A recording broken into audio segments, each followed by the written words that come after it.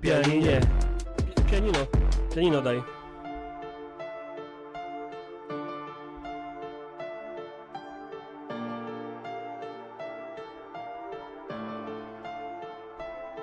W pluralizmie chodzi o to, aby różne perspektywy miały swój czas antenowy, a tymczasem mamy krzywy obraz rzeczywistości polegający na tym, że na rozsądne centrum tu pozuje tata maty, który chciałby zabraniać świętowania ateistom. Wlewa ludziom Boga w gardło, jak twój stary sobie czystą. Jak twój stary sobie czystą. Wam się oczy otworzą, kiedy zamkną się moje. Czekam, aż dziennikarze w końcu ruszą swoje zwoje. Może uda mi się dożyć jeszcze takich pięknych czasów, że media przestaną zapraszać prawackich kutasów, mówiąc, że to są dwie różne strony jakiegoś sporu. Włączę jakiś program w radio se któregoś wieczoru i głos będą miały serio bardzo różne perspektywy. Dyskryminowane grupy to nie będą żadne dziwy. Dziennikarzom, publicystom czy tam nawet wydawcom przejdzie ochota, by konfrontować ofiarę z oprawcą. Przestaną do studia w prime time zapraszać każdego, kto tylko do powiedzenia ma coś kontrowersyjnego, bez wyłamywania się ze schematu prawicowego. Bo niestety kontrowersja dzisiaj w mediach znaczy tyle, że przez media mówią do nas prawicowi debile. Prawicowi debile.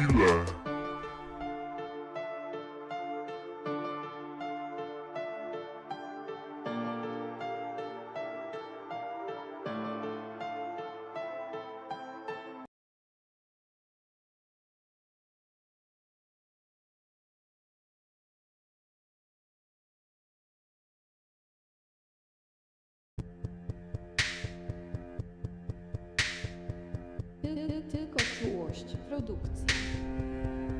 Na podstawie badań archeologiczno-konserwatorskich oraz wytycznych Wojewódzkiego Urzędu Ochrony Zabytków proponuje się przebudowę rynku Placu Konstytucji 3 Maja, mającą na celu uwypuklenie jego walorów historycznych oraz udostępnienie go w atrakcyjny sposób dla mieszkańców i turystów.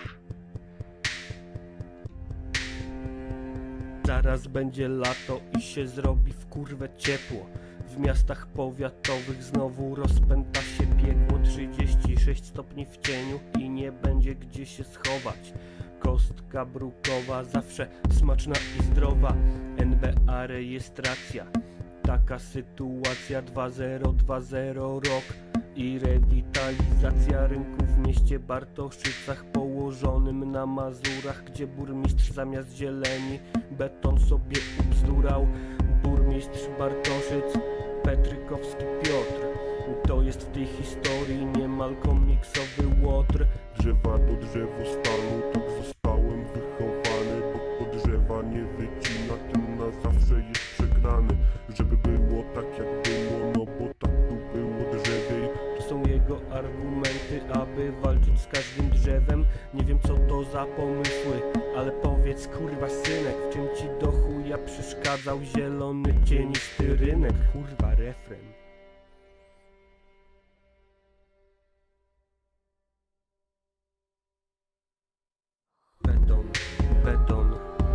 Betonoza. Rynek w Bartoszycach to jest wakacyjna groza. Plac Konstytucji 3 Maja w Bartoszycach jest tak płaski, że się da grać w Cymbergaja. Zero cienia dają teraz tutaj nawet kamienice. Słońce tak tu napierdala, że usmażysz sobie cycę, kurwa.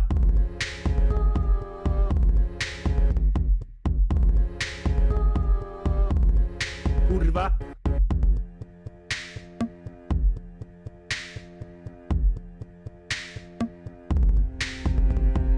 Powiedz gnoju, kto dał ci takie wytyczne, by działać jakby nie było katastrofy klimatycznej. Odpowiadaj mi śmierdzielu, ty burmistrzu niedomyty. Dlaczego nie słuchasz ludzi, tylko granitowej płyty? Wycierasz sobie mordę nawiązaniem do historii, a mieszkańcom dajesz upał latem niczym na dnie mori. Temperatury są coraz wyższe co roku. Klimatyczna katastrofa postępuje krok po kroku, więc dodałeś uroku swemu miastu ty ćwoku. No bo co komu da cień, betonowego bloku. No bo co komu da cień 3-piętrowej kamienicy, albo wyrwanie drzewa z korzeniami z ulicy i zastąpienie go jakimś krzaczkiem w donicy. Kiedy widzę coś takiego, to dostaję kurwicy. Politycy Polaków traktują gorzej niż trzodę. W czasie suszy minister prosi, by oszczędzać wodę. Razem z korposami karmią katastrofę klimatyczną, ale Bartoszyce mają dziś chociaż fontannę śliczną, taką multimedialną, pokaz świateł co godzinę. Pomyśl o tym, kiedy będziesz już wędrować przez pustynię w poszukiwaniu ostatniej kropli wody w Mad Maxie. Ale to nie jest film, nie ma mowy o relaksie.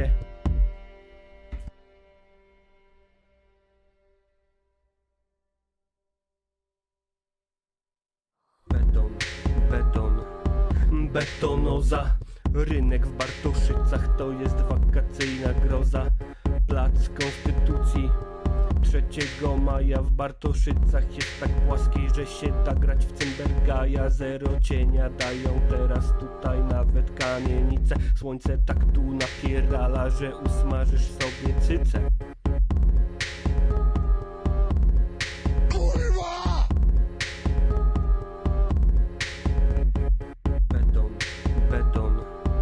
Betonoza. Rynek w Bartoszycach to jest wakacyjna groza.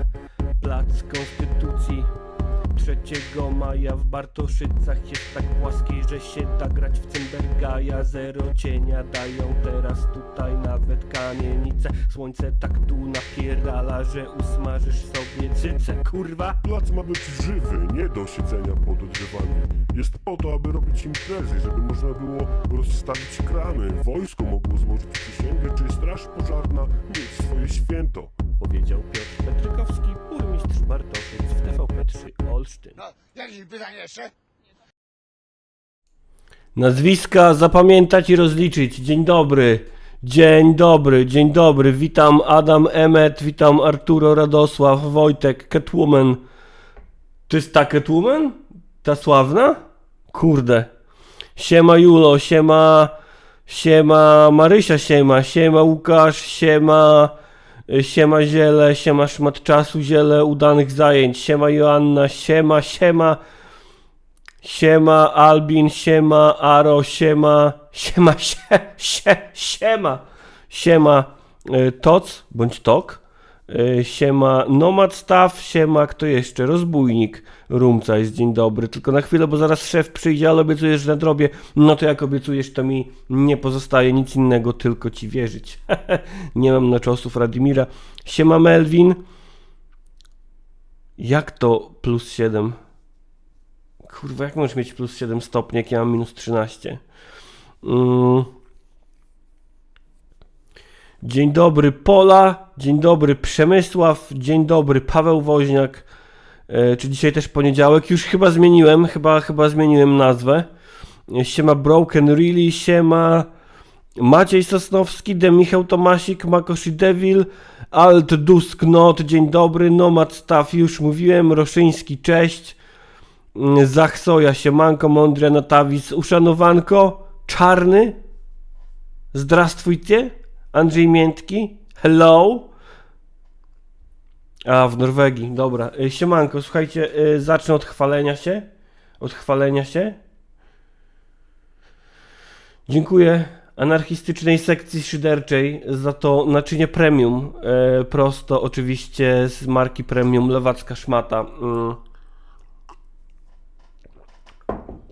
Najprawdopodobniej to oznacza koniec, siema Patryk Oczadły, siema Salwia. Najprawdopodobniej oznacza to koniec kancerogennego kubka z przyjaciół w opiniotwórczym programie o charakterze egalitarnym. Te światełka mnie wkurzają z tyłu. Aczkolwiek jak sobie o tym pomyślę, to zwykle i tak brałem ten kubek z przyjaciół w wyniku porannej pomyłki i zaspania, więc siema Gamer Girl pierwszy raz na żywo, więc no cóż, pozostaje tylko mieć nadzieję, że nie będę się już mylił rano, że ten kubek będzie na tyle mocno oddziaływał na mnie o godzinie 6 bądź 7 rano, jak teraz los Kubka Friends, no, jest sobie nadal, no nie, jest sobie nadal i no, przecież go nie stłukę, to jest kubek, szkoda tak tłuc kubek, przedmiot, rzecz.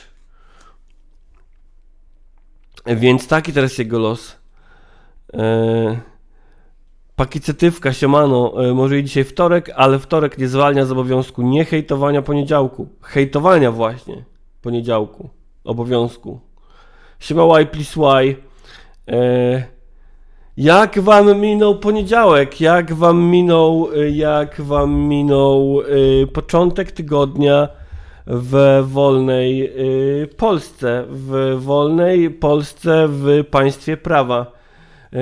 Alma Armas, siemanko, z tych Armasów?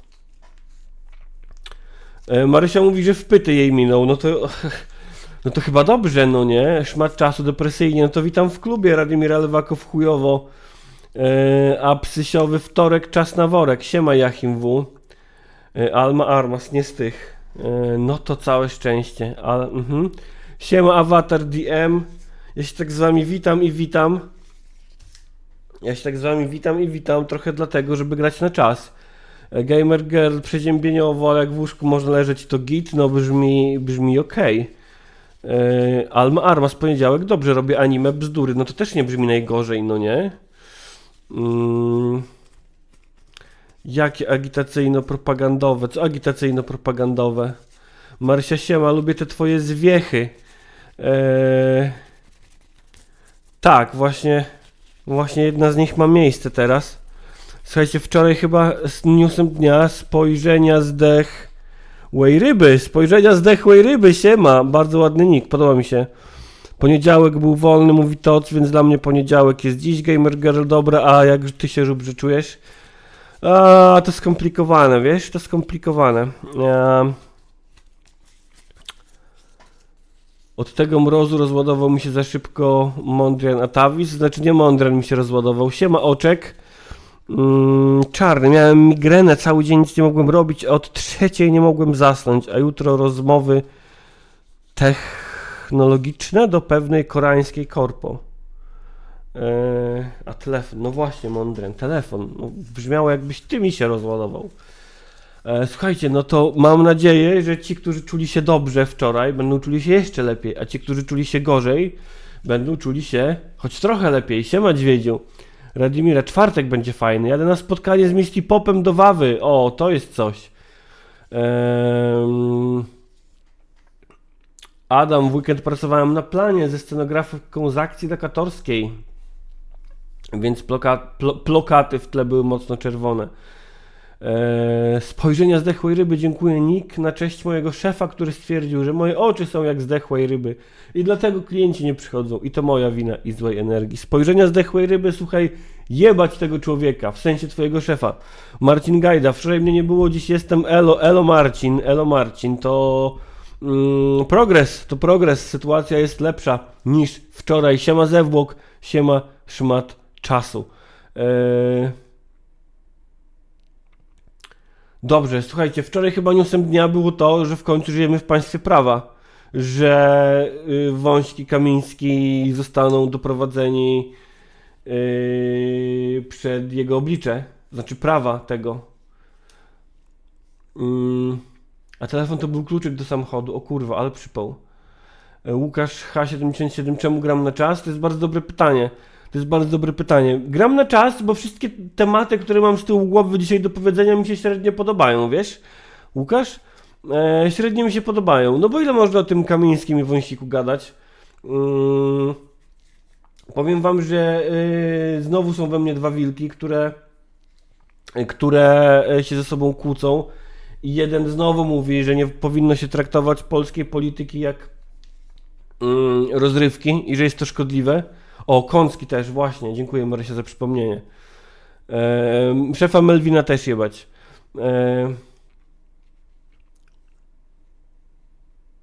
Radimira, wiem, ale ja chcę najpierw sam na to zerknąć. I słuchajcie, Jeden wilk mówi mi, że żeby nie traktować polityki jak rozrywki i jak show, i jak komiksu, a drugi nie może się doczekać tej inby, która się odpierdoli. Być może dzisiaj, być może już dzisiaj, być może na najbliższym posiedzeniu Sejmu, które odbędzie się o ile dobrze szacuję, to jutro? Jutro chyba, no nie? Jutro chyba jest posiedzenie Sejmu. Wiecie co? Czekajcie chwilę, ja muszę coś zanotować sobie z zupełnie innej bajki, bo potem po streamie zapomnę. Szkodoradność, nie można z nią walczyć, mówi Gamer Girl. Trochę tak, no nie? Z jednej strony najgorsze jest to, wiesz co, Marysia, ja tak w ogóle myślałem, że w związku z tym, że można się spodziewać inby i pierdolnika, to można w ogóle kurde streamować oglądanie Sejmu, no nie? I tak kurwa musiałbym się tylko odpowiednio przygotować, no bo to będzie trochę trwało. Więc musiałbym się odpowiednio przygotować i kurde można by zrobić tak. A właśnie, dzisiaj będzie inba, bo dzisiaj będzie przesłuchanie Gowina, który prawdopodobnie zacznie coś tam sypać, no nie? Z tego co wiem, no to Gowinowi puszczają hamulce przed sypaniem. O, Marysia ma wolne, więc będzie nawet jak sam będę siedział, spoko, doceniam. Więc tym bardziej można by o tym Sejmie pomyśleć, no, można.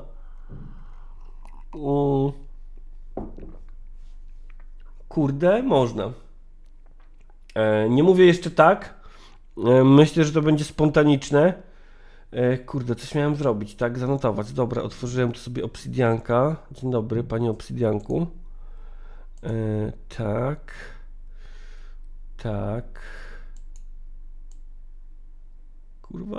Kurwa. Co tu się... Ja pierdolę, ty. Ale się kurwa wyjebało coś.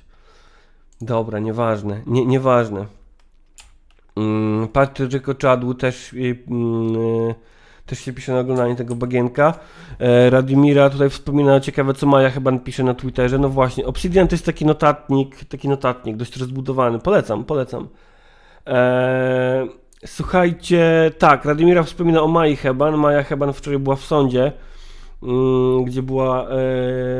gdzie była w charakterze oskarżonej, a świadkiem był Łukasz Sakowski. I highlightem tego było, według relacji osób obecnych na sali, highlightem było to, że Sakowski coś tam się spłakiwał, że nie może żyć i że Maja Heban zniszczyła mu życie do tego stopnia, że kiedyś nie dostał naczosów w barze.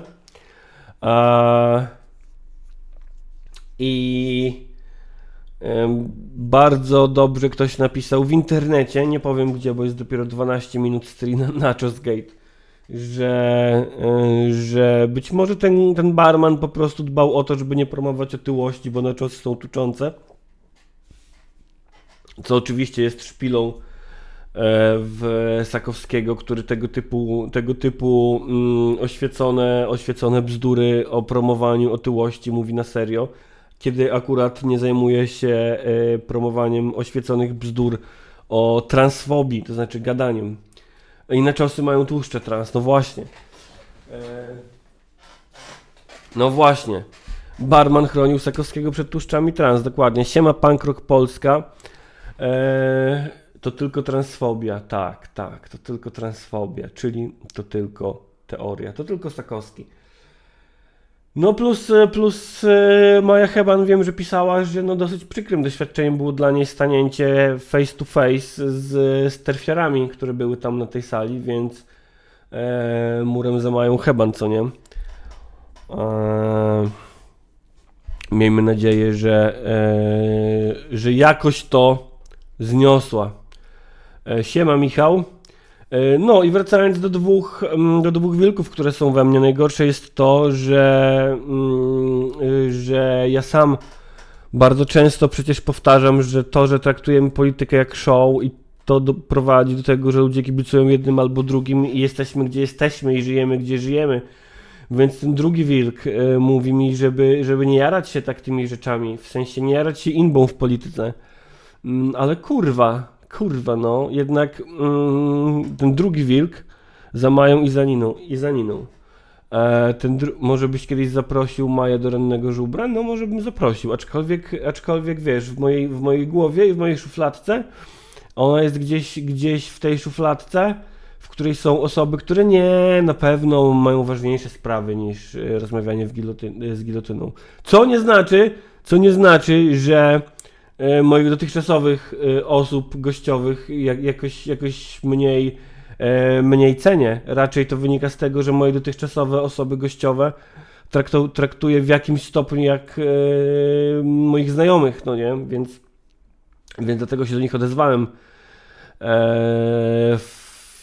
w taki koleżeński sposób.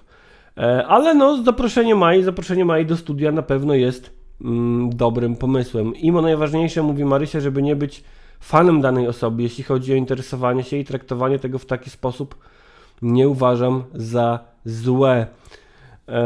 Może rozrywka to złe słowo, ale mam nadzieję, że wiemy, o co biega. No wydaje mi się, że trochę tak, ale z drugiej strony widzisz, jest ten orb, no nie? Orb, który puszczaliśmy wczoraj sobie, żeby nam trochę wyjaśnił, żebym ja nie musiał wyjaśniać, o co chodzi z Kamińskim i z Wąsikiem. I siema Artur. I Orb ma takie dziwne podejście do polityki, bo oni właśnie tłumaczą politykę właśnie w taki rozrywkowo-inbiarski sposób, żywiąc się tymi inbami. I tak jak mówisz, Marysia, oni nie stają po niczyjej stronie. Oni są bardzo, bardzo, bardzo bezstronni w tym wszystkim. Bardzo, bardzo bezstronni w tym wszystkim. Jednocześnie szukają w tym inby. I o ile sam ich czasem sobie puszczam w tle, jako taki skrót tego, co się dzieje w polskiej polityce, to z grubsza wydaje mi się, że takie podejście też jest szkodliwe, bo to jest takie właśnie szeroko zasięgowe traktowanie polityki jak rozrywki i kurde, wydaje mi się to takie, nie wiem, czy potrafię to dobrze uzasadnić. Salwia, myślę, że samo nastawienie, jakie masz, wpływa na twój przekaz, tak jak traktowanie to jak show z radością, na przykład na działanie i wpływ Orba.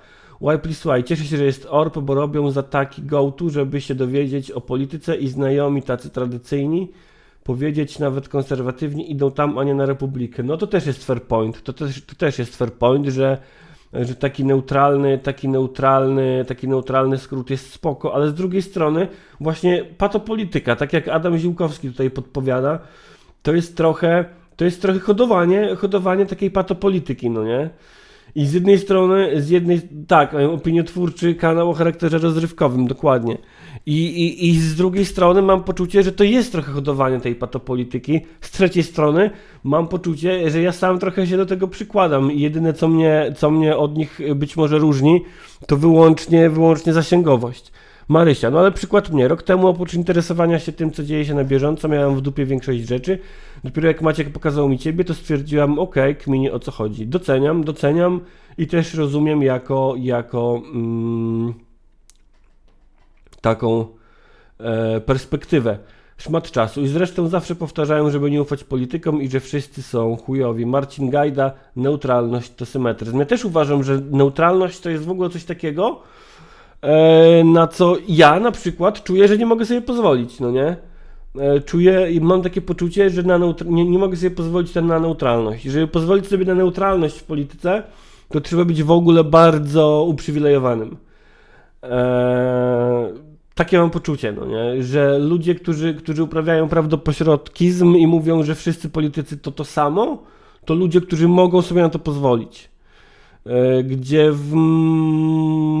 z mojej perspektywy jest tak, że ja też nie ufam politykom, no nie? I też powtarzam o tym, żeby politykom nie kibicować.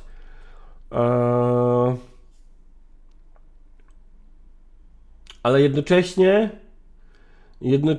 no, znacie mój stosunek do partii Razem na przykład. Ja sam mówiłem, siema Matchm, że no wręcz wielokrotnie ocierałem się o agitowanie jeśli nawet nie, a może i przekraczałem te granice.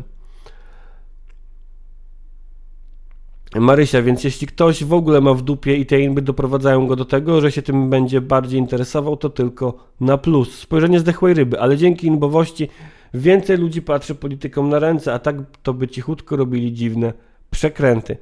No właśnie, kurczę, nie wiem, czy jesteśmy w stanie w ogóle znaleźć odpowiedź na inbę między moimi dwoma wilkami, no nie? Gamer Girl, chyba czaje. Dziwne, że raczej nigdy nie mają w sobie wkurwu, tylko są raczej z dystansu, jedzą popcornik i trochę uśmiechają się z przekąsem. Wiesz, Gamer Girl, im ten kanał bardzo dobrze prosperuje, więc też jakby no ich formuła po prostu na bycie zdystansowanym do polityki się dobrze sprawdza, no nie?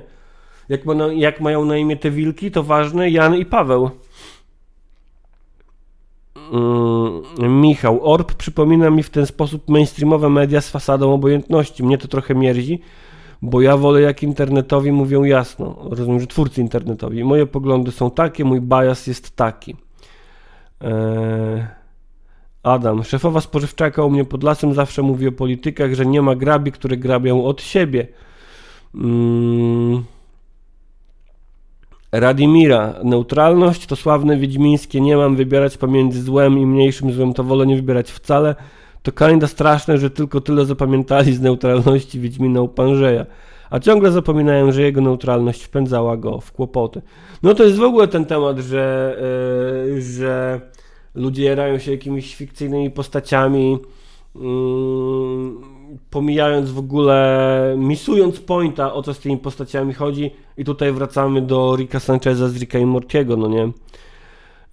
Smutny uśmieszek mówi, z drugiej strony większość ludzi boi się poglądów, a memy są przyjemną formą przekazywania informacji i może podczas jakiejś sytuacji politycznej, gdzie trzeba podjąć decyzję, ludzie połączą kropki. No ja sam też wielokrotnie mam tak, widzisz, smutna buźko, że zastanawiam się, czy to, że ja mówię wprost, czy to, że bardzo często używam słowa lewica, lewicowy, czy to, że mówię o partii Razem, to co mówię, nie jest trochę błędem? I czy może też na karb tego nie zrzucać tego, że mam mniejsze zasięgi niż bym sobie życzył? Dzięki za suba, Gozer Traveler. I słuchajcie,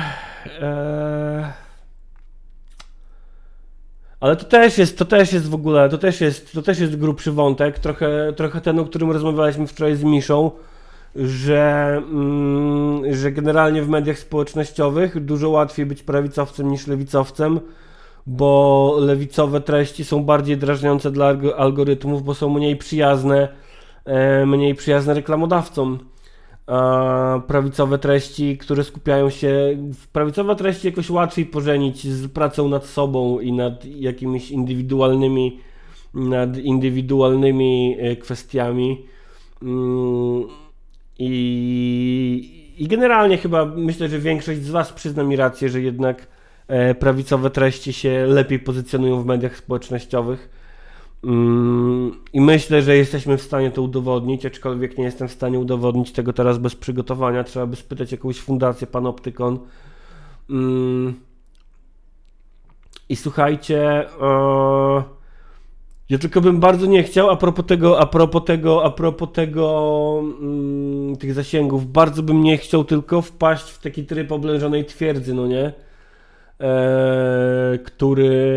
Który polegałby na tym, że będę wam mówił co rano tutaj, że ja mówię niewygodne rzeczy i dlatego chcą nas uciszyć. Wpłacajcie na Patronite. Ale wpłacajcie na Patronite. Więc z drugiej strony może po prostu tak, a nie inaczej weryfikuje rynek, a z trzeciej strony może po prostu trzeba dać sobie trochę jeszcze więcej czasu. Melvin 161 to jest tak jak z apolitycznymi skinheadami. Niby apolityczny, ale austriacki malarz w sumie nie był taki zły. Apolityczni skinheadzi to byli na Wyspach Brytyjskich. Siema Roller. Siema De Michał Tomasik. To chyba witałem już De Michała Tomasika.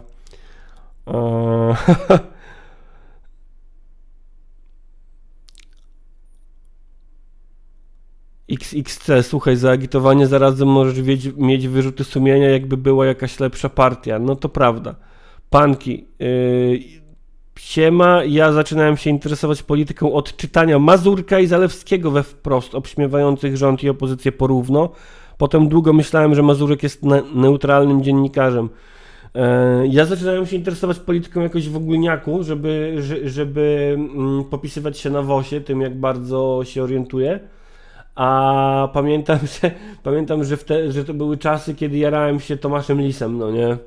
I jego książką Co z tą Polską, którą zresztą pan na WOS-ie też polecał nam czytać. I należałem do takiej grupki najfajniejszych gości w klasie, przynajmniej na WOS-ie, bo poza WOS-em to byłem oczywiście klasowym pajacem, ale na WOS-ie to jako jeden z tych 3 chłopaków interesowaliśmy się Tomaszem Lisem i byliśmy najaktywniejsi na WOS-ie. Radimira tutaj jeszcze podpowiada, że prawicowy content łatwiej podchwycić, ich hasełka jakby przenieść na lewicową mowę wymagałyby kilku linijek wyjaśnienia. No tak, to jest ta kwestia, o której też już mówiliśmy na streamach, że co miałem z chemii? Stary. To też jest ta kwestia, o której mówiliśmy na streamach, że prawicowe treści dużo łatwiej zamknąć w chwytliwych hasłach i nikt nie pyta co dalej. Są fajne hasełka typu no nie wiem, faceci są bardziej rozsądni, bo są facetami, a kobiety są bardziej uczuciowe, bo są kobietami i to źle. Koniec hasła, no nie? I potem sobie to uzasadniasz chłopsko-rozumowo. No myślę, że z lewicowymi treściami tak się nie da, aczkolwiek próbować warto, bo powtarzam to po raz kolejny, potrzebujemy lewicowego populizmu. Elo, Adam Ziółkowski, powodzenia tam w robocie. Neon Genesis Evangelion, pysznej kawusi, niech się Putin chujem dusi. Właśnie, kawusia. No i do czego dążyłem? Dążyłem do tego w tym wątku,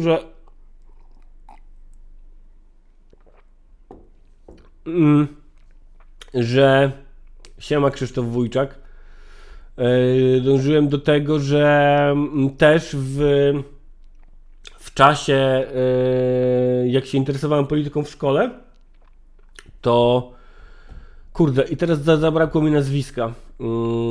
Przeczytałem wywiad z chłopem, kurde, taki demokrata, on kiedyś zakładał partię Demokraci.pl, był Solidaruch, przedsiębiorca oczywiście. Nie Napieralski, a Napieralski to z SLD chłop. Kurde, no i nie przypomnę i wam nie powiem. Borowski nie,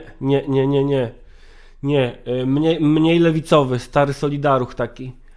Frasyniuk, dziękuję Grzegorz Szczopiński, Frasyniuk. Pamiętam, przeczytałem kiedyś wywiad z Frasyniukiem. Jechałem pociągiem, już chyba byłem na studiach, bo wtedy dopiero jeździłem dużo pociągami i czytałem sobie wywiad z Frasyniukiem, prawdopodobnie w Newsweeku. Możliwe, że w Polityce. I myślę sobie, Boże, jaki to jest mądry chłop. On powinien rządzić tym krajem. To jest taki mądry chłop, że on powinien rządzić tym krajem. A w ogóle to przedsiębiorcy, którzy się dorobili i to oni powinni rządzić krajem. Bo po pierwsze, nie zależy już im na pieniądzach, a po drugie wiedzą jak zarządzać. Ja pierdolę, naprawdę tak uważałem. Nie uważajcie tak. Siema Michał Dzit. Tomuś W. Z tego co wiem od mojego znajomego, który pracuje jako lobbysta, nie wszyscy politycy są tacy sami. Mówi, że do nowej lewicy biznes zwraca się niechętnie, a Razemów nazywa wariatami. No i ja się zgadzam i też się zgadzam, że nie wszyscy politycy są tacy sami. Nadal nie mam powodów, a jaki przystojny Frasyniuk dokładnie, nadal nie mam powodów, żeby na Razemków jojczyć jako na polityków w takim samym stopniu jak na polityków na przykład, no dosłownie każdej innej partii. Oczywiście możliwe, że dlatego, że po prostu nie mieli jeszcze okazji, żeby mnie porządnie zawieść, no nie? Gdybym był złośliwy, to bym powiedział, że to po prostu partia Razem nie miała jak mnie zawieść, jak dać mi powodów do bycia zawiedzionym, no bo jej wpływ na rzeczywistość jak dotąd jest marginalny. Aczkolwiek to też byłoby nie do końca prawdą, No bo jak wspominał Adam Kościelak, a ja nie mam powodu, żeby mu nie wierzyć w tej kwestii, razem wpływ na rzeczywistość ma taki, że no, duża część programu Lewicy jest tak naprawdę, wynika tak naprawdę z jakiejś tam inicjatywy wewnętrznej koalicjanta, jakim jest partia Razem, no nie? Michał Dzit, 1 point na misowanie, drugi na stranie do ryja, no dokładnie, trochę tak. Panki, prawicowe treści, dlaczego nie tworzymy już takich pięknych, marmurowych rzeźb, roller, wyłącz telewizor, włącz myślenie. Radimira, przede wszystkim prawicowe treści będą mniej, wbrew retoryce prawicowców, ograniczane. Ostatecznie to nie oni będą ograniczali działalność rynku i bogaczy. No właśnie o tym mówię, Radimira, że mimo, że one są nawet bardziej przyjazne reklamodawcom i algorytmom, no nie? To jest właśnie trochę to, o czym wczoraj z Miszą tutaj wspominaliśmy i z czatem również. Agiot, dzień dobry, przepraszam za spóźnienie, na usprawiedliwienie mam to, że pracując zdalnie też się spóźniałem. No i to chcę słyszeć, to jest remis, to się zeruje. Michał Dzit jeszcze dodaje, że lewicowy content gorzej się pozycjonuje, bo jest zniuansowany. Salwia, plus prawicowe treści często mają za sobą wsparcie finansowe, bo wytwarzają pożądane poglądy dla kapitału. No właśnie, i to nawet nie musi być, wiesz, to nawet nie musi być wsparcie stricte finansowe, po prostu są bardziej wartościowe dla samych platform i algorytmów, no nie? Siema Kacper Czerwonka, siema Emmet, jak w otoczeniu neoliberalnych wariatów ktoś mówi coś innego, to go u nas mają za wariata, ale jak popatrzysz na kraje, do których wzdychają, to raczej są przeciwieństwem ich poglądów. Siema Drakana, tak, to Radimira podpowiada, to chyba już czytałem, że prawicowy content łatwiej podchwycić, ich hasełka jakby przenieść na lewicową mowę wymagałyby wyjaśnienia. A i Roller pytał, co miałem z chemii. Stary, kurwa, z chemii to ja ledwo się przeturliwałem, no nie? Ledwo się przeturliwałem z chemii. O, widzę, że mamy klipa od Pankiego. Z chemii to ja się ledwo przeturliwałem, mordo, bo z chemii to w ogóle przyturliwałem się głównie dlatego, że mnie facetka z chemii lubiła i lubiła moje poczucie humoru. Przejebane. Marcin Gajda miał podobnie z Lisem. Joanna Alabaster, ja w liceum oglądałem Szkło kontaktowe, bo myślałem, że oni się ze wszystkich śmieją i nie biorą żadnej strony, tam młodzieńcza naiwność. Widzisz, a ja wtedy miałem tak, że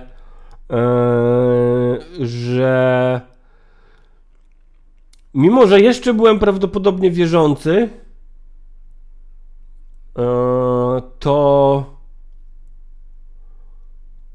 to już wtedy czułem, że PiS, który był wtedy pierwszy raz u władzy, jest za bardzo kościółkowy i że taką opcją neutralną, czyli najlepszą, są ci liberałowie. Wtedy się mówi o liberałowie, o Platformie. Jeszcze to była Platforma z Janem Marią Rokitą, no nie? Także tak. Marysia pyta, co miałem z Angolka. Z Angolka do czasu, wiesz? Do czasu. Z Angolka miałem bardzo dobre oceny i generalnie szło mi zajebiście. Do momentu, aż w którejś szkole, chyba w gimnazjum, facetka miała ze mną kosę i ja z nią miałem kosę i się opuściłem wtedy bardzo. I później już w liceum i na studiach szło mi tak sobie. A później w liceum jeszcze mieliśmy drugą facetkę, z którą już co prawda nie miałem kosy, ale która nas w ogóle niczego nie uczyła, z którą oglądaliśmy filmy. A czasem nawet to nie.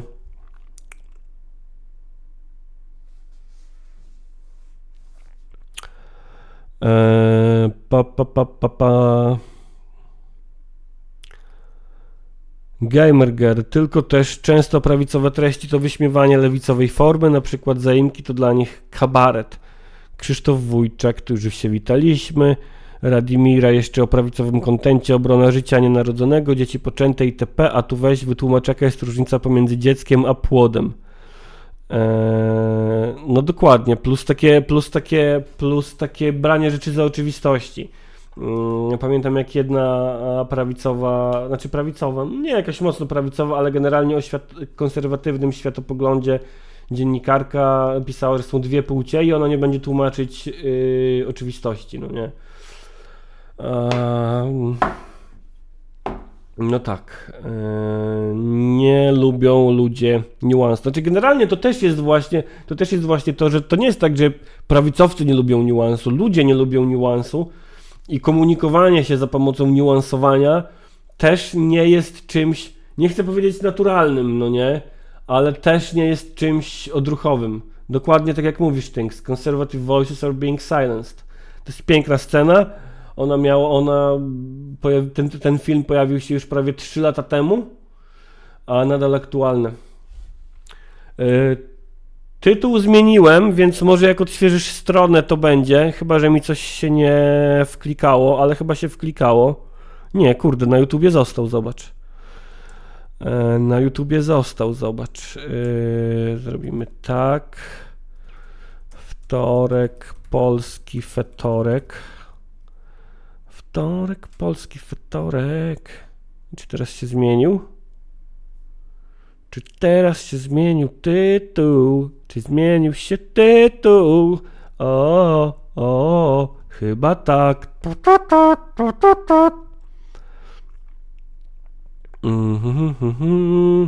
A Giot, co do pozycjonowania, to Facebook i reszta lubią treści polaryzujące, bo oni wywołują ruch i stwierdzenie, że LGBT to nie ludzie, angażuje do dyskusji około 80% ludzi, bo 60% będzie protestować, etc. Więc może powinienem próbować bardziej polaryzować.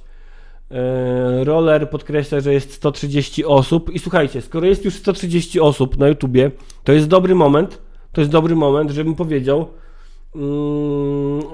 powiedział, po pierwsze, żebyście dawali łapki w górę, bo to bardzo ważne, dziękuję za przypomnienie zwłok, a po drugie, ja muszę sprostować, słuchajcie,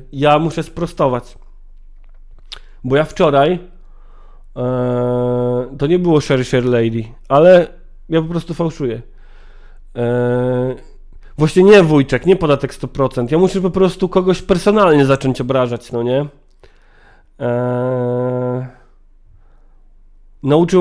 Nauczył mnie z doświadczenia tego filmik o Żakowskim, który na kanale miał chyba najlepsze wyświetlenia, nie licząc filmu, który został podany dalej przez Miecia na Twitterze. Więc trzeba po prostu kogoś obrazić, kogoś popularnego. Mam w planach jeden filmik, który będzie odpowiedzią jednemu gamerowemu streamerowi, bo mnie striggerował ostatnio. Miałem sprostowanie miałem, słuchajcie. Bo ja wczoraj powiedziałem, że Frog został uniewinniony. To prawda, ale to nie wszystko. nie Ralindel. Siema Subarebe. Frog został uniewinniony i po pierwsze trzeba nadmienić, że to jest błąd nie sędziego, tylko prokuratora, który starał się mu dupnąć zarzuty. O, Drakana, dobrze, że pytasz, bo dobrze, że akurat ty o to pytasz, co ten streamer zrobił, bo zaraz, żebym wątki miał dwa rozdzielone. Dokończę prostować i odpowiem, co zrobił streamer. I tak, Frog został uniewinniony faktycznie, ale to jest wina prokuratora, który stawiał mu zarzuty nie z tego, co trzeba, bo faktycznie to uzasadnienie sędziego o tym, że żeby spowodować katastrofę, to trzeba faktycznie zagrozić wielkiej liczbie ludzi naraz, tam od 10 wzwyż. I jakby no takie jest prawo, taka jest wykładnia prawa i okej. Więc sąd zrobił to, co musiał zrobić. No i warto nadmienić z tego przy tej okazji, że to nie jest tak, że Frog pozostał na wolności. Znaczy teraz jest na wolności, ale on swego czasu siedział w więzieniu. Uciekł na Wyspy Brytyjskie przed więzieniem w Polsce i z kodeksu wykroczeń został skazany i odsiedział 1,5 roku na Wyspach Brytyjskich. Więc kurde, trochę poszedłem za tabloidowością nagłówków, które po prostu skupiały się na tym, że Frog został uniewinniony i tyle. I artykuły, które czytałem na ten temat, nie mówiły o tym w zasadzie nic więcej. Więc wypada sprostować, dopowiedzieć i przeprosić Was za sianie dezinformacji, co niniejszym czynię. I właśnie Gucci, który się teraz odzywał nas na czacie, na gilotynowym serwerze Discorda, o tym wspomniał, za co mu dziękuję. Dobrze, słuchajcie, dalej, Drakana, pytasz, co zrobił streamer. No streamer, słuchaj, to jest streamer, którego ja czasami oglądam trochę i raczej oglądam jego fragmenty na YouTubie. I to jest tak, że ja go lubię i nie lubię, dlatego ja go nie polecam nigdy jakoś publicznie, nawet na gilotynowym serwerze Discordowym. Bo to jest tak, że to jest streamer, z którym zgadzam się często co do jakichś kwestii dotyczących game devu, a raczej do kwestii recenzentów recenzujących gry. Na przykładzie takich gier jak Starfield, że recenzenci bardzo szybko wystawiają im dobre oceny, no bo to jest Starfield od Bethesdy. A potem, dziękuję za wybaczenie, a potem się okazuje, że ten Starfield to jednak nie spotyka się z uwielbieniem graczy. Ale jednocześnie nie promuję właśnie tego streamera w taki sposób, że go jakoś publicznie polecam, bo ma takie toxic gamerskie społecznościowe zachowania. Wiecie, jak to wygląda. Jesteś streamerem, masz swoją społeczność, grasz w gry. Jak ktoś się z tobą nie zgadza, to mu ciśniesz publicznie ku uciesze swoich czatowiczów w liczbie tam 1000 osób na czacie. Słabe to jest, no ale tak jest. No ale też opowiada różne rzeczy dziwne o game devie tak od środka, to właśnie na taki chłopsko-rozumowy sposób. Na przykład wypowiada się o zwolnieniach w branży. W taki sposób, że skoro są zwolnienia w branży, to znaczy, że wyjebali niekompetentnych ludzi i chuj im na grób. Mówiąc w największym skrócie. I trochę o tym chcę zrobić film. I trochę o tym... Nie Borys. I trochę o tym chcę zrobić właśnie film, że nie podchodźmy tak chłopsko-rozumowo do tego i że jak chcemy się czepiać, no to czepiajmy się w tej branży tych, których należy się czepiać, a niekoniecznie szeregowych pracowników, którzy fakt, czasami też robią gry, na jakich się nie znają i to pokazał przypadek Diablo 4, gdzie Diablo 4, kto obserwuje mnie na portalu społecznościowym Twitter, ten za moje zdanie na temat Diablo 4. I Diablo 4 kiedyś zrobiło taką dziwną akcję, że w ramach promowania, w ramach działań promocyjnych wokół gry wypuścili 2 twórczynie przed kamery i one miały grać i opowiadać o tej grze. I to się spotkało z ogromnym backlashem, tak się mówi, backlash, bo po pierwsze było widać, że te panie nie potrafią grać w grę Diablo 4, a po drugie, z tego co mówiły, wynikało to, że jakby nie jarają się hack and slashami, no nie? I trzeba było wyłączyć komentarze w ogóle pod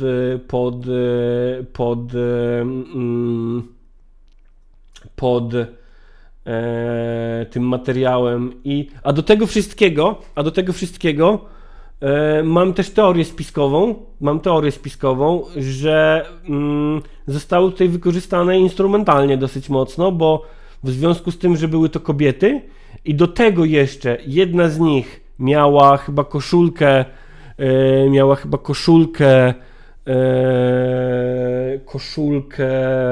Proud, ale tu już nie jestem pewien, czy sobie nie dopowiadam.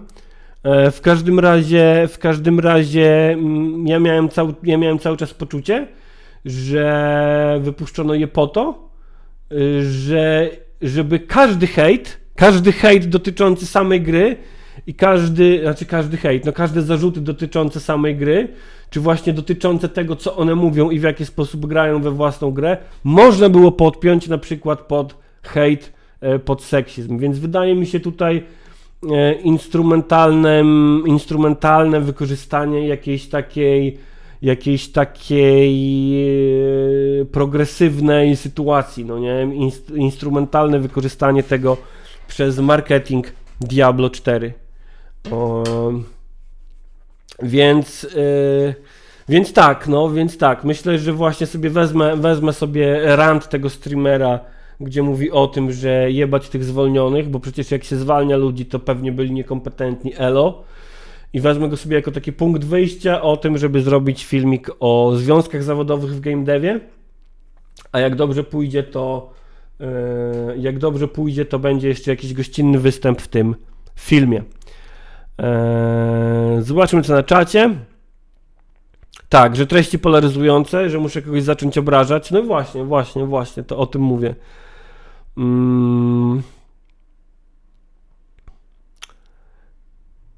Tutaj mamy Frasyniuka. Roller. Ostatnio oglądałem jakiś film katastroficzny, samolot się rozbił, nagle okazało się, że trzeba zebrać wszystkie zapasy jedzenia, jakie każdy ma i rozdysponować między wszystkich. Aha, no dobra, trochę komunizm. Mój loch brzmi trochę jak Asmongold. Nie jest to Asmongold. Nie jest to streamer zagraniczny. Dzień dobry, Adamie Kościelako. Już wspominaliśmy dzisiaj na twoim streamie o tobie. Także dupsko było obrabiane. Drakana, ale mnie striggerował typ nie zna realiów branży, skoro tak mówi. No dokładnie, no tak to wygląda. Mateusz Noga, ja też lubię i trochę nie lubię Dakana, szczególnie jak postuje jakieś zjebane memy o lewakach, które nie są nawet śmieszne, trochę centrystą bywa, choć częściej jest po tej naszej stronie, powiedzmy. Siema Frukto. Ja kiedyś Dakana oglądałem tylko content Star Warsowy, a potem przeszła mi już faza na Star Wars i przestałem oglądać Dakana. Adam, użyj Ctrl F. A nie! Kurwa, przecież ja to mówiłem gębowo. No tak, to musisz przywijać, sorry. Roller, jak to jest, że pierwsze co to ludzie łapią się za komunizm, a jak za dobrze, to wtedy dopiero wchodzi kapitalizm? No, właśnie opowiedziałeś w skrócie i w uproszczeniu oczywiście, jakby odbudowywanie Europy po II wojnie światowej. Mateusz Noga Star Warsów nie obrażaj. Ja generalnie lubię Star Warsy. Ja jestem bardziej Star Warsy niż Star Trek, no nie? Ale to Star Warsy mnie zaczęły obrażać pierwsze.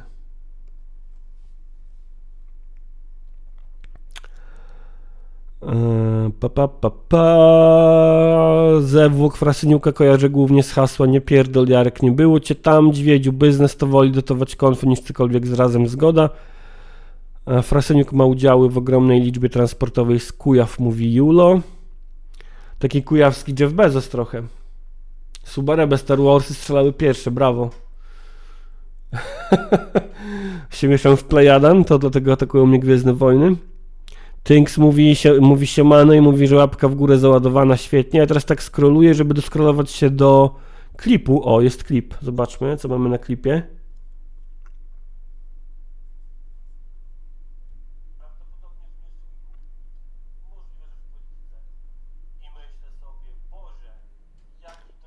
Poglądy na Frasyniuka. Frasyniuk na prezydenta. Frasyniuk.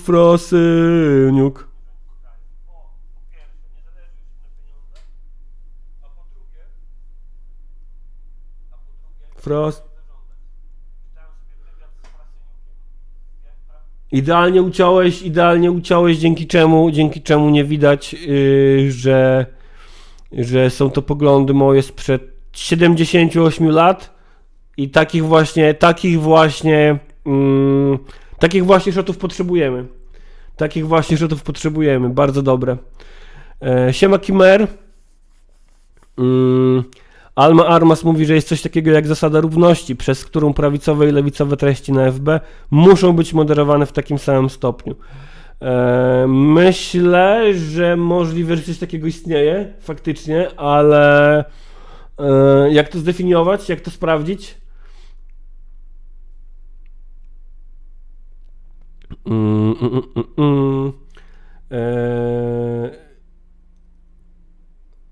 Tutaj widzę coś na bieżącym czasie o Zacku Snyderze. Kurde, nie, Rebel Moon nie oglądałem i raczej nie mam ochoty. Aczkolwiek powiem wam, że ja się bardzo dobrze się bawiłem oglądając Justice League Snyder Cut. Nie widziałem oryginału, ale jak oglądałem Snyder Cut, to było pojebane. To było coś bardzo dziwnego. W sensie miałem takie poczucie, że oglądam film, którym bym się totalnie jarał 15 lat temu. Takie marzenie nastolatka. Taki zrobiony film o komiksowych superbohaterach, ale z takim mrokiem, takim kijem w dupie, takim mrokiem, a jednocześnie miałem poczucie, że właśnie oglądam coś, co jest w większym stopniu autorskie niż normalny film i to też plus. I nie oglądałem tego sam. Pewnie gdybym oglądał to sam w domu, też bym nie dał rady obejrzeć, ale że oglądałem to jeszcze z kimś i mogliśmy to komentować na bieżąco, że to jest właśnie takie kurwa, takie dziwne. Kurde, Superman na czarno, no nie?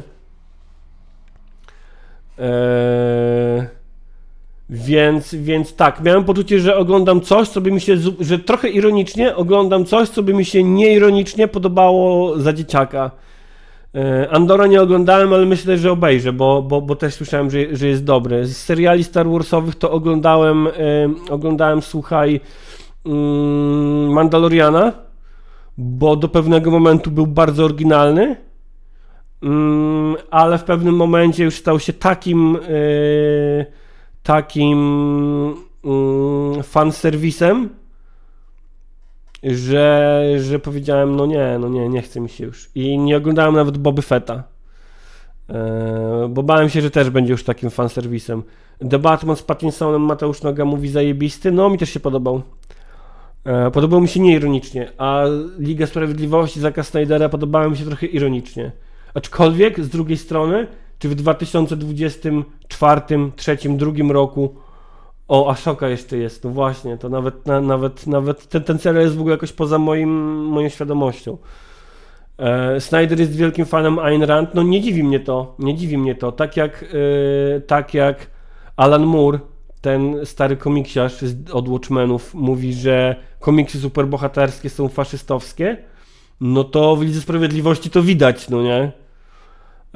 Tak, też słyszałem, że nowa Godzilla spoko i też muszę sobie ją dać.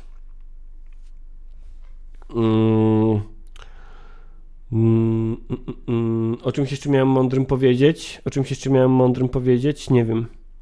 A propos Zacka Snydera i Star Warsów. Radimira Lewakow. W sumie brzmi to zabawnie, jak mówimy, że prawicowe treści są przyjazne dla reklamodawców, a jednocześnie teraz TV Republika traci reklamodawców, Elon Musk traci, ale pewnie i tak zaraz wrócą. No widzisz, bo Elon Musk i TV Republika to są jakby przekraczają pewne granice, no nie? A prawicowe treści, dopóki tych granic nie przekraczają, no są uznawane za neutralne. Radimira dalej. W końcu to nie tak, że od początku mieli problem z ich poglądami. No właśnie. Radosław. A teraz chemicy nie słuchają, a przynajmniej ja. Agiot. Czytałam Biedne istoty, to powieść z lat 90., a momentami wprost wypowiedzi, co by bulwersowały na polskim Twitterze za zbyt lewackie w temacie klasowości, zwłaszcza. Wiesz, jest wiele takich dzieł uznanych, które my byśmy mogli powiedzieć, że są lewicowe, a ta ich lewicowość jest ignorowana. Raczej są uznawane za jakieś takie bajki z mchu i paproci.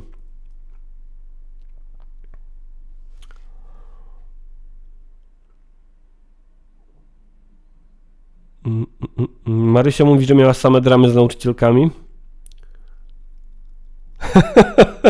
Czy z okazji dnia singla mogę pani zaśpiewać 100 lat?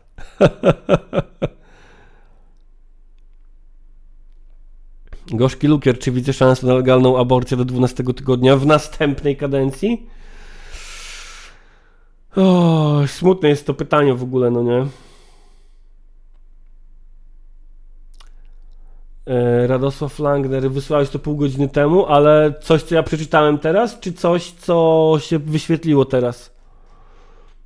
Bo ja mogę mieć pół godziny opóźnienia, no nie?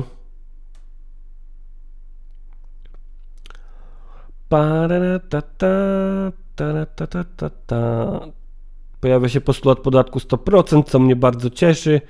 Górale to nie ludzie i cykl polaryzacja.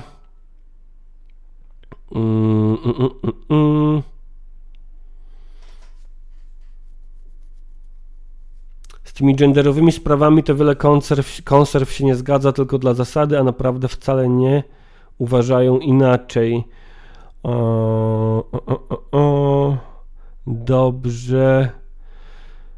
Kwiaciara mówi, że Bobby Kotick mógł się przyczynić do fali dyskryminacji w Blizzardzie. No to niespodzianka, to jest niespodzianka.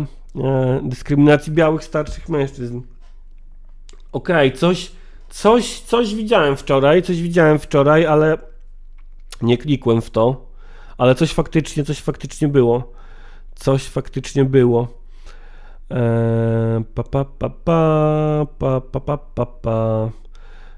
Szmat czasu pyta, jak obraziły mnie Star Warsy. Wiesz, jak mnie obraziły Star Warsy? Obraziły mnie przede wszystkim trzecią częścią nowej trylogii, no nie?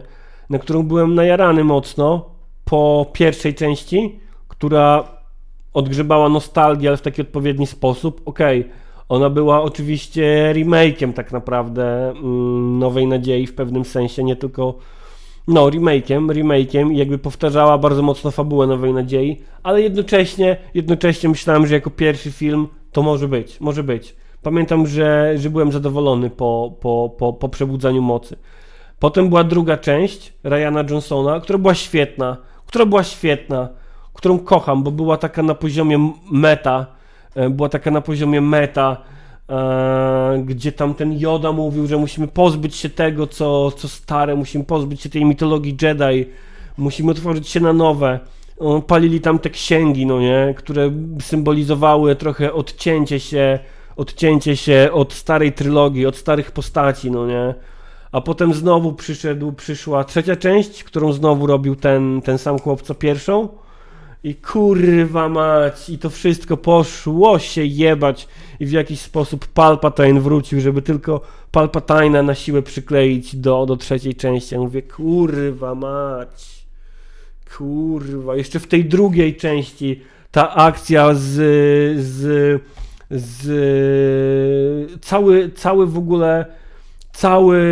właśnie Last Jedi to się nazywało, cały ark Luke'a Skywalkera w dwójce i zakończenie dwójki, no to jest po prostu a potem to wszystko po prostu, kurwa, poszło się jebać do kosza. Poszło. Także tak mnie obraziły Gwiezdne Wojny trzecią częścią. No a potem robiąc w serialach właśnie to, czego nie chciał robić Johnson w The Last Jedi, czyli właśnie taki no tu macie swoje ulubione postacie i one się biją. No spoko, mordo. Pamiętam właśnie, że przestałem oglądać Mandaloriana w momencie, jak pojawił się Luke Skywalker wklejony w CGI. Sam Mark Hamill krytykował Last Jedi, podobno potem zmienił zdanie, ale nie wiem. Podobno potem zmienił zdanie, bo też czuję, że jak ktoś lubi stare Gwiezdne Wojny, to mógł poczuć, że Last Jedi mu zabiera Star Warsy, te, które kocha, no nie? Ale kurde, The Last Jedi chciało zrobić coś. Może się to podobać, może nie, ale miało pomysł na siebie i chciało się odciąć od wszystkiego. A jak oglądałem potem Mandaloriana, i jak pojawił się Luke Skywalker w CGI, młody, to myślę, dobra, srał was pies, naprawdę, srał was pies. Nie mam na to ochoty. Więc tak mnie obraziły Star Warsy. Wiecie co, ja po prostu chyba nie lubię takiego fanserwisu, aż tyle, no nie? Wiecie, kiedyś jak jeszcze korporacje nie wpadły na ten pomysł na żyłę złota, czyli na takie zarzynanie marek, wysokobudżetowe zarzynanie marek i robienie z nich dosłownie wszystkich mediów i zasrywanie tych wszystkich mediów tymi samymi postaciami i masz tu postacie, które lubisz, one się biją, czyli przed Marvelem w zasadzie, no to tego fanserwisu było mniej, no nie? I ten fanserwis był czymś takim, czego się trochę bano, być może nawet za bardzo.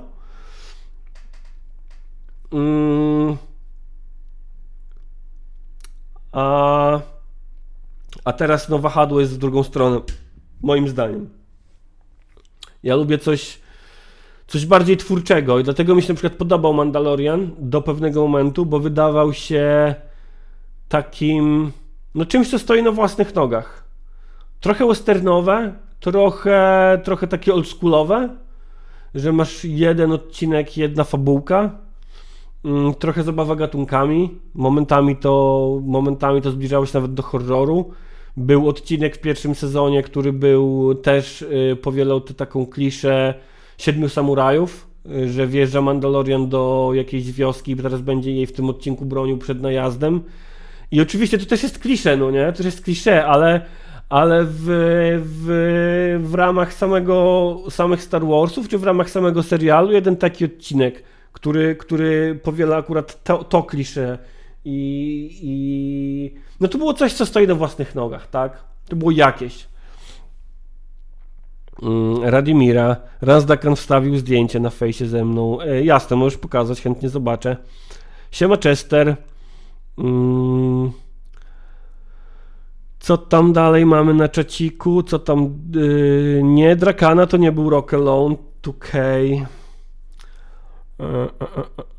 Jeszcze jesteśmy tutaj w Snyder Cut, że Andor wybitny.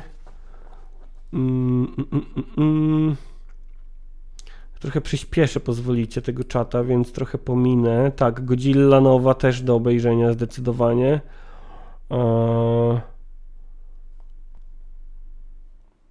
Spoiler, Bobas był fanserwisem w drugiej części serialu, w sensie w Mandalorianie.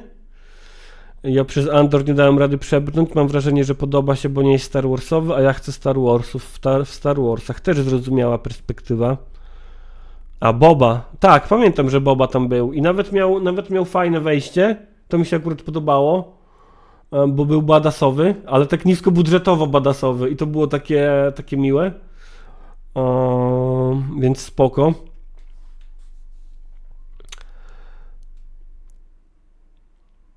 Ayn Rand pisało Atlas Shrugged w slow-mo.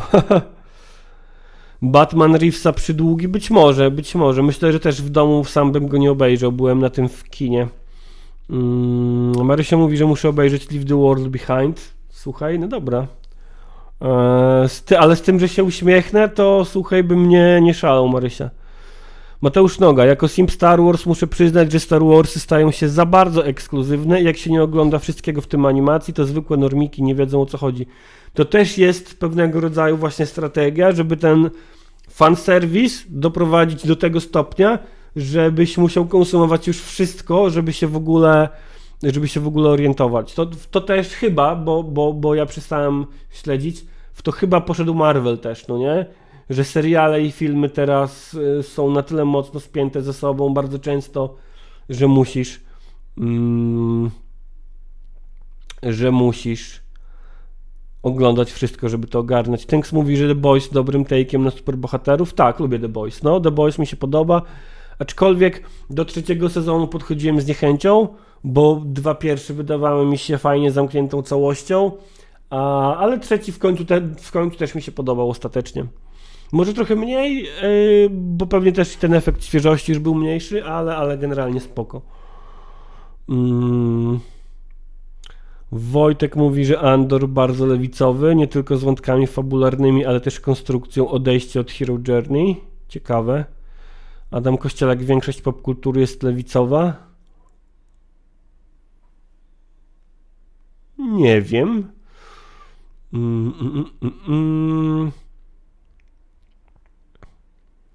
Adam Kościelak, Star Wars są pochwałą anarchistycznych bojówek do chuja. No dobra, okej. Niech będzie i tak, ale z drugiej strony wiesz, z drugiej strony są historią o tym, że chłop bierze sprawy w swoje ręce i sam sobie ze wszystkim radzi, no nie? No właśnie, to jest przecież ta historia bohatera cała.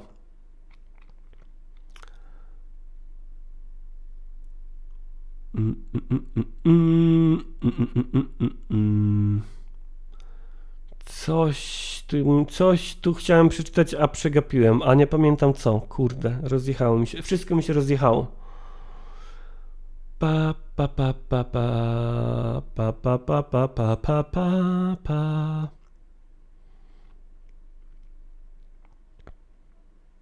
Wojciech Kuśmierek, to znaczy zła się nie zwalcza tym, że Donald Tusk wsiądzie do X-Winga i pokona imperatora Kaczyńskiego, tylko dolnym społecznym zrywem. No właśnie, pytanie, czy popkultura jest w tym wypadku lewicowa, czy jednak właśnie popkultura jest czymś, co uczy nas, że potrzebujemy zbawcy. Potrzebujemy kogoś, kto wrzuci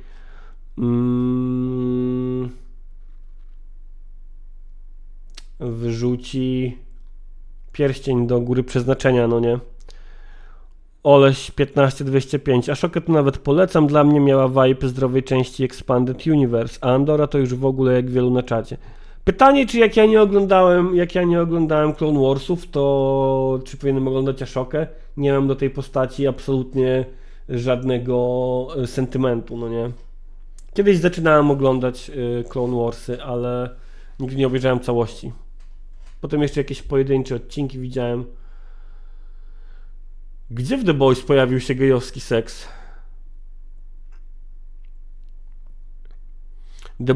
The Boys można uznać za walk, bo The Boys walczy z korporacją. Ja pamiętam, że mój dobry kolega, który być może ogląda nas teraz, niekoniecznie na żywo, pamiętam, że był bardzo w szoku, że Amazon mógł wypuścić tak antyestablishmentowy serial. A, ten gejowski seks, dobra, tak, faktycznie, no. O kurwa, to był pojebany gejowski seks.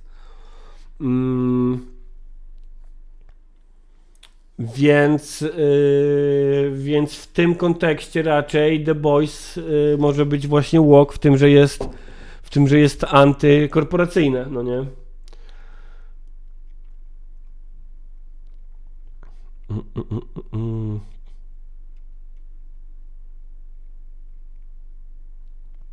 Komisja śledcza z tym się zaczyna. Z Gowinem. Marysia, albo panu od historii powiedziałem, że nie lubię Star Wars, to następnego dnia włączył Marsz Imperatorów i poprosił mnie do odpowiedzi, dostałam 5. Marsz Imperialny, okej?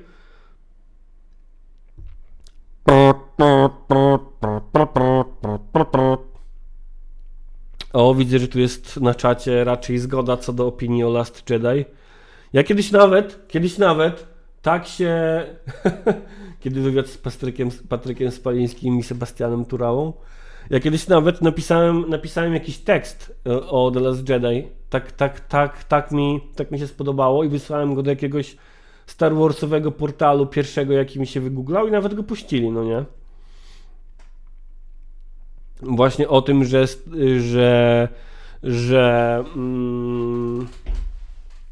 The Last Jedi jest zajebiste i że jest zajebistym metakomentarzem. 7. część leniwy remake, prawda. 8. część wywróciła wszystko do góry nogami. Część rzeczy niepotrzebnie moim zdaniem, być może. A ostatnia to padaka straszna, brak spójnej historii i planu od początku. Zjebało wszystko, no dokładnie. No tam już chcieli robić po prostu fanserwis. Tak jakby ktoś poczuł, że Rian Johnson zjebał i mógł to poczuć głównie na podstawie głośnych opinii w internecie, bo się fanom nie spodobało i wzięli tego, jak się nazywa ten chłop od Star Treka, który robił pierwszą i trzecią część tej trylogii. I powiedzieli mu: dobra chłopie, napraw to, co tamten zepsuł, no nie? Z Last Jedi mam ten problem, że tam był potencjał na nowy kierunek w serii i wysrali się na to, przywracając status quo, więc ten film to trolling. Ale czekaj, że status quo przywrócili w The Last Jedi czy po Last Jedi? A, J.J. Abrams, no właśnie. Bo to chyba The Last Jedi dał ten nowy kierunek serii, a po Last Jedi się na to wysrali. Czy odwrotnie? W sensie, czy Last Jedi wysrało się na sojusz Rey i Kylo? Last Jedi kozak, ostatni film Star Wars ma ten sam problem co ostatni Indiana. Nie widziałem ostatniego Indiany, więc może i dobrze. Artur Rybarczyk. Ej, ale w pierwotnym kanonie to się Palpatine przywijał często i jego klony. No spoko, jakby spoko Artur, ale no to nie ma nic do rzeczy, no nie? To co było w pierwotnym kanonie, jak już się odcięli, zwłaszcza, że się odcięli od tego pierwotnego kanonu, to tym bardziej po co odcinać się od poprzedniego kanonu, a potem wracać do poprzedniego kanonu. Tylko mówiąc, że się odcięliśmy. Siema proletariat Penguin. Stary kanon może sobie istnieć i możesz go czytać, no nie? I fajnie. Ale jak już się odcinamy od niego, no to zróbmy coś swojego. Szmat czasu. Fakt, chociaż ja jako fan książek jednak byłem zły, mnie obraziły, że zostawiły lore książek na śmietniku. No tak, no ale to była zupełnie osobna decyzja gdzieś tam wcześniej, no nie? A najgorsze w tym wszystkim właśnie było to, że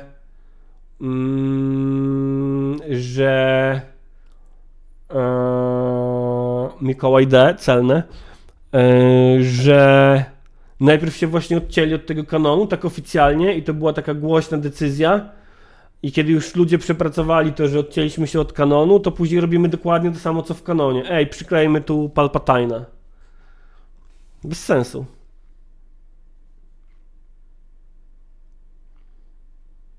Radimira. Kurwa, mój szef to debil. Opierdala mnie, że nie zrobiłem przyjęcia paliwa do bazy danych, a mnie jutro nie będzie, bo mam urlop. No tylko, że urlop mam za 2 dni.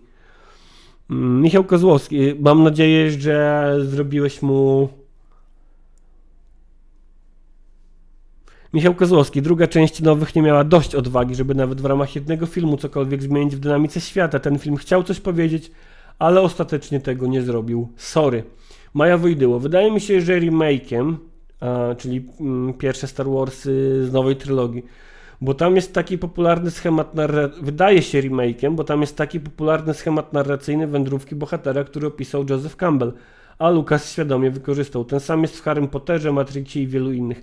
Tak, Maja, tylko że zobacz, że tam w tej Nowej Nadziei, oprócz tego, że wykorzystali schemat wędrówki bohatera, to tam dosłownie robili to w tych samych dekoracjach, co Nową Nadzieję, no nie? A i tutaj damy planetę pustynną i z tej planety pustynnej trzeba się wyrwać, żeby poznać swoje przeznaczenie związane z ratowaniem galaktyki. Więc tym bardziej jeszcze robi wrażenie remake'u. Radimira. I nie mogę wypisać, bo nie mam wartości podanej po korekcie. Artur Rybarczyk. No wyrzucenie masy książek to był cios prosto w serce. Matt, Last Jedi to było takie anime. Gdzie wady? Mateusz Noga. Jestem trochę Star Warsowym boomerem, ale CGI look mi się podobał. To nie jest nielegalne. To nie jest nielegalne, Mateusz. Lubię fanserwis, ale dobry fanserwis. Grzegorz Szopiński. To jest dość śmieszne, że masz w chuj wielkie wszechświat i mitologię, a babrasz się w tych samych motywach, żeby zrobić fanserwis. Mech. No, jestem bliższy tej opinii. Wojciech Kuśmierek. Nie ma tam w Andorze, nie ma Jedi, ani nawet miecza świetlnego. A propos fanserwis.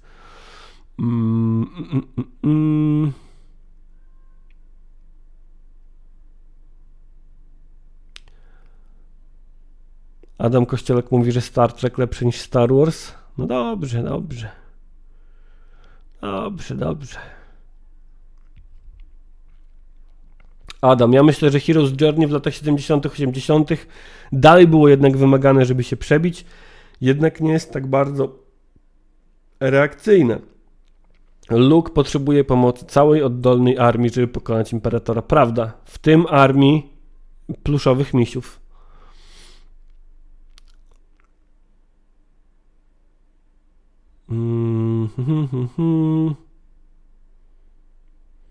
Dobrze. Dobrze. Kacper Piasecki. Robiłem ostatnio rewatch wszystkich filmów Star Wars i szczerze nie rozumiem tego argumentu, że The Last Jedi zabija stare Star Wars. Tam jest moc przedodarcia jej z mistycyzmu przez midichloriany, a Luke cool as fuck. Zgadzam się. Zgadzam się. Aczkolwiek no, midichloriany chyba też zdobyły nowych fanów. To znaczy, wiesz, jest całe pokolenie ludzi, dla których ich Star Warsami jest trylogia prequeli, no nie? Trylogia prequeli i Clone Warsy. To są te ich Star Warsy, no nie? Każde pokolenie ma własne. Marysia mówi, że nawet Maciek się uśmiechnął po tym filmie, co poleca. No dobra. Jak nawet Maciek, to słuchaj. No wierzę wam.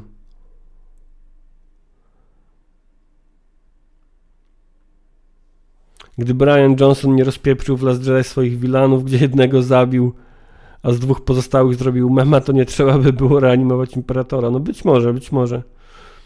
Kylo miał zostać fanatykiem religijnym Jedi, a miała go znieść oddolna rewolucja kosmicznego proletariatu, kurwa, a nie to gówno, co dostaliśmy. Dobrze, Kira, i tak jest.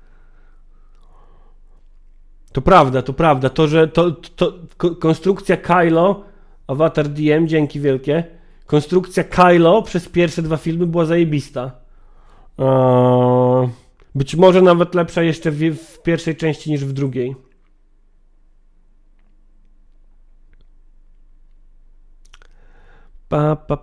Dave Filoni próbuje łatać dziury fabularne nowej trylogii i ogólnie dobrze sobie radzi, ale faktycznie trzeba dać znów kolejny powiew świeżości. Zewłok do jutra. Dobrze, słuchajcie. Dobrze, słuchajcie. Jest 9:16, a ja nadrabiam czat, ale w drugą stronę, więc pozwolicie, że trochę se przewinę i przeczytam kilka ostatnich wiadomości. Dzięki Avatar DM jeszcze raz za super czata. Nie wiem dlaczego nie ma znowu powiadomienia. Nie wiem dlaczego. Nie wiem dlaczego. Może znowu będzie opóźnione. Zobaczymy za chwilę. A jeśli zrobię tak? Nie wiem. Kirej, nie słuchaj ich żubr, w Andorze jest miecz świetlny, a nawet 2 i włada nim statek kosmiczny. Okej. Tomuś, ja lubię Mroczne Widmo, Jar Jar Binksa i Qui-Gona. Bardzo mi przykro, że wszyscy na niego srają. Żałuję, że ten ostatni nie ma serialu. Łukasz, o ile świat Star Treka jest lepszy od świata Star Wars, to jednak filmy Star Wars są lepszą rozrywką. A Maciek jest filmoznawcą. No dobra, to jak się filmoznawca uśmiecha po tym filmie, to dobrej pracy, Marysia, dobrej pracy i do zoba jutro. Miszka, jak wygadacie o Star Warsach, to nawet nie żałuję, że zaspałem na strumyka. O, jest powiadomiońsko. Pluszowych misiów z Wietkongu. Z Wietkongu. Radimira, oceń kolejne pomysły na grę. JRPG o Tadeuszu Kościuszce, ale zrobić na podstawie stylistyki gry porno Reigns 03. Nie wiem, co to za stylistyka, ale porno, JRPG i Tadeusz Kościuszko, ja jestem kupiony. Konrad Piasecki, prequele wychodziły za moich czasów i kocham ich estetykę, ale jak teraz oglądam, to zęby bolą, jakie to złe. No wiecie, no George Lucas wtedy uznał, że CGI doszło już do tego momentu swojego rozwoju, że będzie starzało się jak wino. No i nie miał racji. Więc przede wszystkim to źle wygląda. A czy fabularnie jest złe? Chyba tak, no, chyba tak.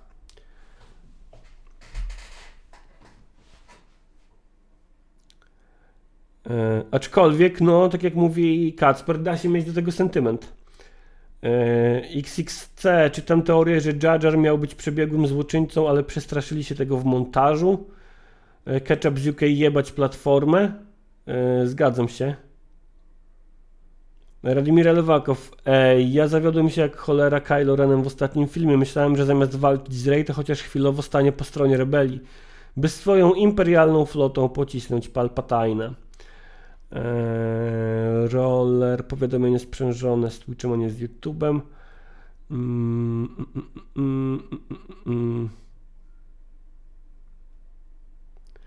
Adam, te filmy Star Trekowe, które wymieniasz, to są jakieś nowe, czy to są jakieś stare bardziej? Bo ja oglądałem te nowe Star Treki i pamiętam, że bawiłem się spoko chyba. Ten na przykład z Battlefieldem, Counter-Strike'iem, ale z drugiej strony nie pamiętam ich zupełnie. Ale z trzeciej strony może Star Warsy nowe pamiętam dlatego, że ja mam sentyment do Star Warsów, no nie? I zwracałem na to większą uwagę. Więc może tak. Generalnie prequele, mówiłem, są przepełnione wadami, które są tak samo obecne w oryginalnej trylogii. Jak ktoś tego nie widzi, to po prostu nostalgia mu przesłania. Może być i tak. Może być i tak. Jan Michał Szulew, filmy Star Wars lepszą rozrywką niż Star Trek, bo Star Trek to nie jest format, który się nadaje na pełnometrażowe filmy. To jest najlepszy jako epizodyczny serial.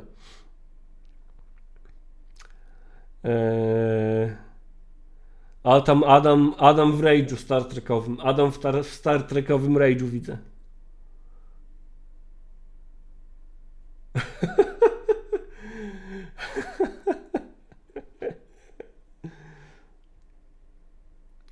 Najlepsze Star Wars to było Jedi Academy, zgoda. O Jezu, Jedi Academy. Jedi Academy. Mieszkałem w akademiku i graliśmy w Jedi Academy po sieci. Już wtedy to było stare, ale kurde no.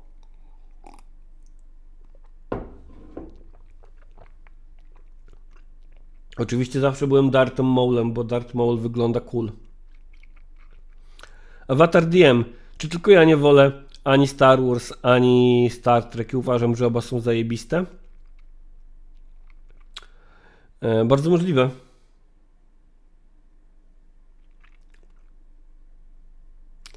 Swoją drogą Abrams sprzedawał swoje sequele, że jest więcej scenografii i prawdziwych rekwizytów, a prequele miały ich więcej. Jak to prequele miały ich więcej? Przecież prequele to było CGI czyste. Nowe Star Treki to paździerz, mówi Jan Michał Szulew. Mateusz Gołąb. Przyszedłem tu posłuchać o polityce, a tu Star Warsy.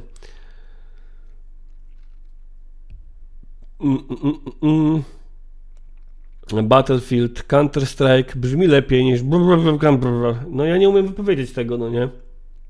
To jest Battlefield, Counter-Strike. Właśnie, w Star Warsach jeszcze nie ma klingońskiego generała czytającego Szekspira. Alma Armas. Nowe Star Treki są od tego samego JJ'a? Tak, który spaprał Star Wars i nie mają wiele wspólnego ze Star Trekiem. Radimira, a ja w ogóle będę w chuj oryginalny. Bardziej od Star Warsów wolałem anime, operę kosmiczną Legends of Galactic Heroes. Mateusz Noga, same podziały tutaj widzę. Bądźmy jak Tusk mieszający majonez kielecki z tym gównem widziary. Wszystkie Star Warsy są dobre.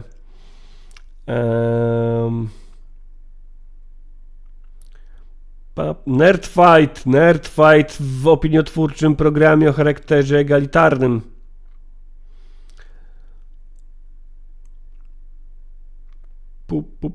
Stare, a wciąż mają najlepszą walkę na miecze świetlne, to prawda. Pogodzimy wszystkich, kto czeka na premierę Duny. Czy sądzicie, że polecą z resztą książek? No powiem ci, że ja tak średnio czekam na premierę Duny. W Deep Space Nine jest odcinek, w którym czytają manifest komunistyczny? Sounds good. Puść filmik, jak Brown opowiada, czy Yoda był Żydem.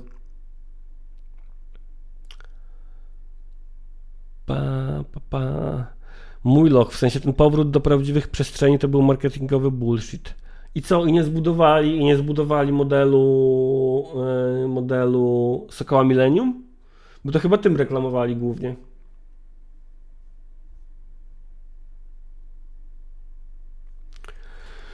Dobrze, kochani. Jeśli chodzi o kosmiczne sagi, to Battlestar Galactica, nie zmienicie mojego zdania. No właśnie, słuchajcie, jakie science fiction obejrzeć teraz, jeśli chciałbym obejrzeć jakieś science fiction współczesne? Mateusz Gałąb, myślałem, że Timothy Champon się nie nada na Pola, ale super wypadł w Dune i w sumie czekam na dwójkę mocno. Ja czekałem na Dune głównie nie tyle ze względu na materiał źródłowy, a na autora. na autora filmu, reżysera. I powiem wam, że nadal uważam, że ten człowiek nie zrobił złego filmu, ale Duna mnie jakoś nie pociągała mocno, no nie? Nie pociągała mnie mocno. Myślę, że jednak nadal lepszy był. W jego wykonaniu lepszy był Villeneuve on się nazywa właśnie. Lepszy był w jego wykonaniu Blade Runner. O, jak coś jest polecane na Prime widzę, to dobrze, bo Prime akurat mam teraz tylko. Anihilacja, podobała mi się Anihilacja.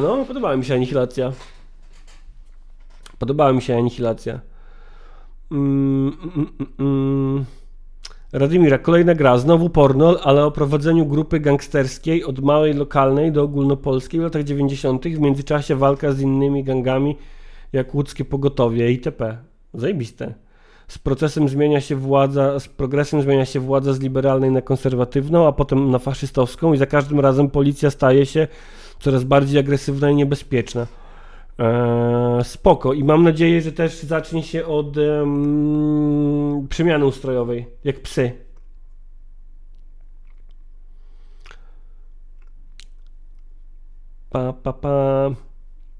Tak, Villeneuve jest zajebisty. Miał zajebisty film o tych zaginionych dzieciach. Więzień labiryntu? Czy labirynt? Jakoś tak po polsku. Po polsku chyba labirynt, a po angielsku The Prisoner. Chyba o to chodzi w jego tytule. Matt, Cowboy Bebop. Bardzo dobra odpowiedź. Matt.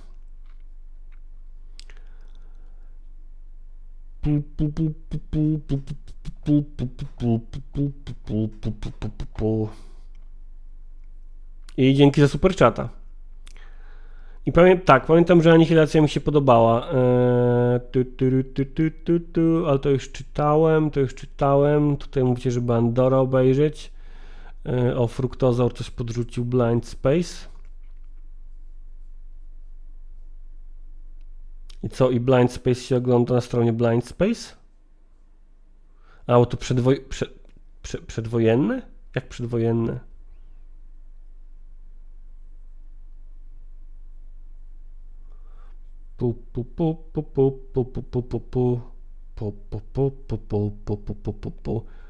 Słuchajcie, powoli kończymy dzisiejszy poranek. O, Villeneuve po Dune bierze się za Rendezvous i Drama. Najlepszy człowiek do zrobienia tego, książkę uwielbiam.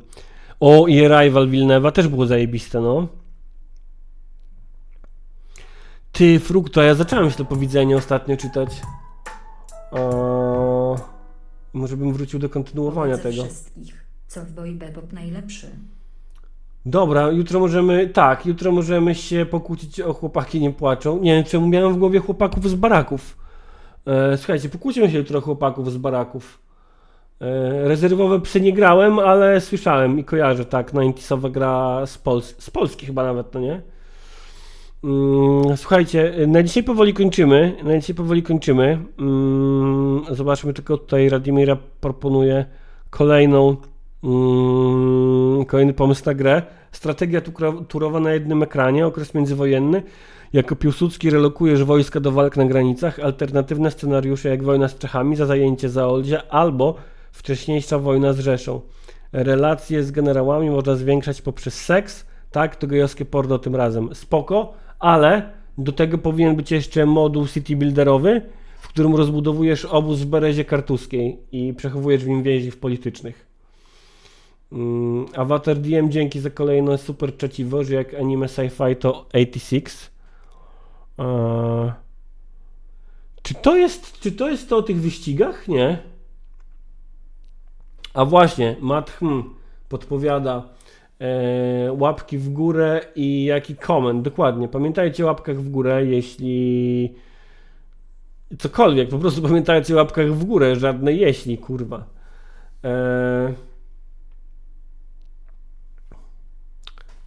Sobie zapiszę to 86, wygooglam. Dobrze. Pamiętajcie o łapkach w górę. Napiszcie w komentarzach. Napiszcie w komentarzach The Last Jedi. Słuchajcie, dzięki Star Warsom i Zackowi Snyderowi udało nam się. Co to jest SNW?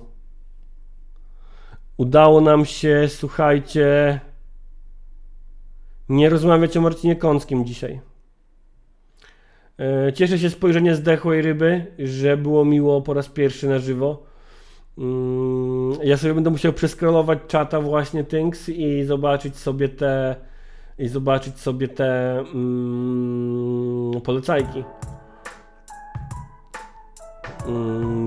Dzięki Drakana, nie pamiętam do czego to jest powiadomienie, do czego zrobiłem to powiadomienie. Niech moc będzie z wami, kochani. Tak jak mówi Mateusz Noga. Strange New Worlds, ok. I czekajcie, o czymś jeszcze miałem wam powiedzieć. Jeszcze raz dzięki za super czata, Avatar DM. Jak anime SF-186. Tak, komentarz, share, łapka w górę. Patronite, Stratronite. I tak jak mówisz, Łukasz, jutro to już Kamiński i Wąsik, a może nawet Kącki.